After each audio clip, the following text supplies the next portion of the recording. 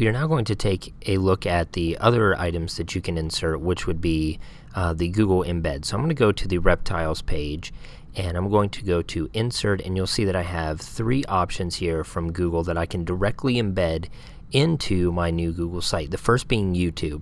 So I'm going to choose the YouTube option, and you'll see that I have 2 ways that I can go to a YouTube video. I can search, which is what most would do, or I can choose my uploaded.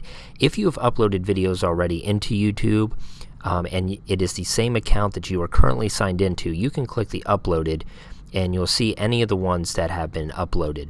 You can also do a Google search. So I'm going to YouTube search reptiles. So you'll see that I can preview any of these videos before I actually embed one, but I'm going to choose this top one. I will click it once and choose select, and you will see that it is going to embed directly on my Google site. So the students or whomever may be interacting could click directly on that on my site and it would run. You'll notice I do have some settings that I can go into. So I can have the normal control fade, progress bar, allow full screen, or I could change those if I would want to.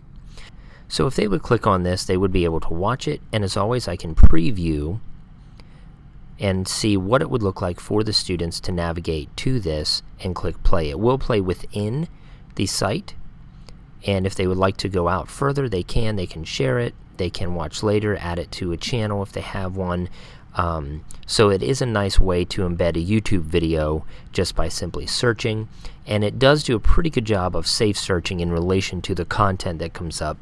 It is filtered through our filter as well as Google's safe search. So if anything would pop up that may be inappropriate if you're searching, or if the students begin to create their own, is really what the key would be. It is fairly protected whenever you would do that. The next one you'll see is Calendar. Now you may or may not use Google Calendar. I know some staff members do, and some staff members may not be familiar with it. But if you would like to embed a Google Calendar, you can simply do this and choose one that you have. If you currently do not have a Google Calendar, you would want to create one and title it appropriately before you would embed it. But when you do, it would embed the calendar directly on the page with some interactive features that you would have there. Finally, one other really nice embedded feature is the map. So let's say that you want to have a section on your site that shows where these specific reptiles live. Now the first thing it wants to do is know your location. This will function either with or without you saying you want to allow the location.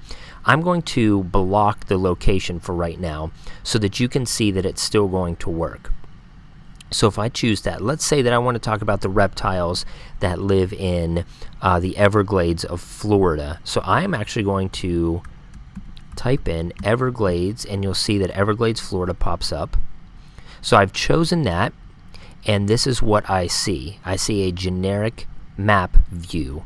I can zoom in on this area, but you also notice that I can make this satellite option, so I can have a bit of a different view of what this looks like. Now, one thing you may want to keep in mind is, how are the students going to know in relation to where this is of what you're talking about? Well, when we drop the map in, so if I choose select and it drops the map, they can still have control. They can view a larger map, they can zoom in or out, they can also change the view. So it's okay if when I drop it in, it's a smaller section, because as an interactive piece of the new Google site, they can make those changes and choices as they would desire to see where this is in relation to other locations. So it's a really nice way to be able to insert an interactive piece that you do not have to go out and create. You can simply drop it in. This is one of the best advantages of the new Google sites, is the usability for us as staff members to create these interactive pieces so that the students can simply navigate to. As always, you want to preview what you have done.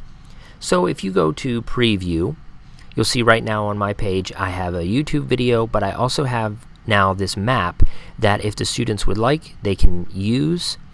They can change the view, they can zoom out so they can see exactly where this is located. They could see where this is located in relation to other things around it.